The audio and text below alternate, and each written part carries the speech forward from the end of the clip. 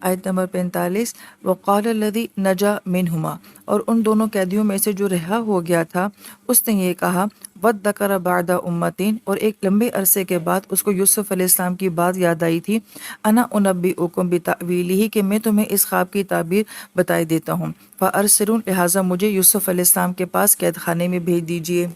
سورہ یوسف میں بہت سارے کردار جو ہیں وہ بیان کیے جا رہے ہیں، لہٰذا یہ بھی ایک اہم کردار ہے جو یہاں پہ سنایا جا رہا ہے، اور اس کردار کے بارے میں مثبت و منفی دونوں طرح کی رائے جو ہیں وہ پائی جاتی ہیں کہ آیا کہ یہ ایک اچھا انسان تھا یا پھر یہ بھی ایک منفی کردار تھا۔ تو پازیٹیو بات یہاں پہ یہ سمجھ آتی ہے کہ جیسے ہی اس کو یاد آیا اور اس کو اس مسئلے کا حل نظر آیا تو اس نے فوراً یہ کہا کہ مجھے اجازت دیں کہ میرے پاس اس مسئلے کا حل ہے، میں قید خانے جاتا ہوں اور میں آپ کے لیے اس مسئلے کا حل تلاش کر کے لے کر آتا ہوں۔ اور منفی پہلو اس کا یہ بھی ہے کہ یہ کہہ رہا ہے کہ آپ مجھے اجازت دیں میں قید خانے جاتا ہوں، یہ ڈائریکٹ یہ کیوں نہیں کہہ رہا کہ میں یوسف علیہ السلام کو جانتا ہوں، اس کو بلا لیجئے، وہ آپ کو خواب کی تعبیر بتا دیں گے، لہٰذا وہ کریڈٹ جو ہے وہ خود لینا چاہ رہا ہے۔ تو یہ دونوں طرح کی رائے جو ہیں وہ اس شخص کے بارے میں پائی جاتی ہیں۔